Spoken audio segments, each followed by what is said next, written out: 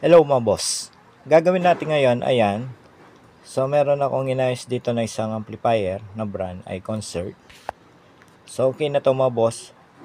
Bale naayos ko na to. Ngayon naisip ko lang na gusto ko lang i-share sa inyo. Marami pa rin kasing nalilito pagdating dito sa mga concert na to. Kung ilan ba talaga yung output nitong mga amplifier na to. Ngayon mga boss, yun ang i-share ko sa inyo. Ngayon, kung titignan nyo dito sa likod nitong amplifier, yung kanyang terminal speaker, ayan, yung kulay pula, bibilangin natin, 4 na piraso, ayan. Ngayon mga boss, ang totoo niyan, pagdating dito sa mga concert amplifier, yung output nito, bale 2 lang. So, hindi 4. Kung babase tayo dito sa likod nitong amplifier sa kanyang speaker terminal, 4 yung kanyang positive. Pero ang totoo dyan, 2 lang talaga. Ngayon mga boss, papakita ko sa inyo yung patunay na 2 lang yung output nitong mga amplifier na to.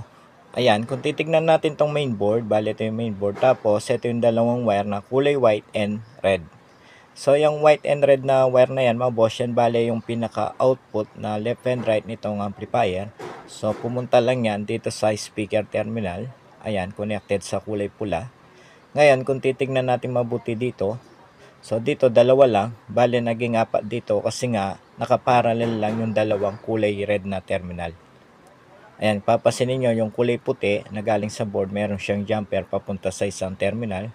Ganon din sa kulay pula, meron din jumper papunta naman dito sa isa pang terminal. Ayan.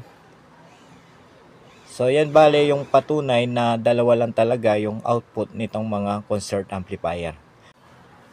Bale itong mga concert na amplifier na to na integrated, 502, 602, 302. So 2 lang talaga yung output nitong mga amplifier na yan. So hindi 4.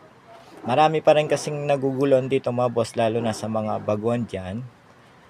So huwag kayong maniwala sa mga ibang vlogger. Minsan, hindi naman talagang technician yan mga boss. Minsan gumagaya lang. So hindi nila talaga alam.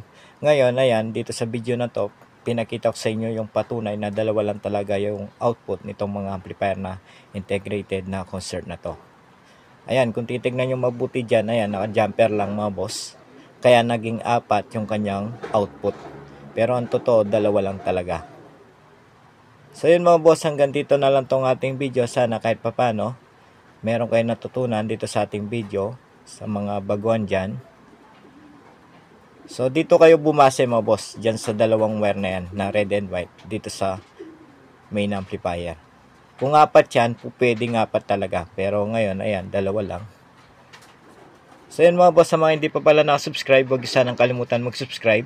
At pag-ipindot na rin notification bell para sa susunod na upload na gagawin natin, ma-notify kayo. Hanggang sa muli, maraming salamat.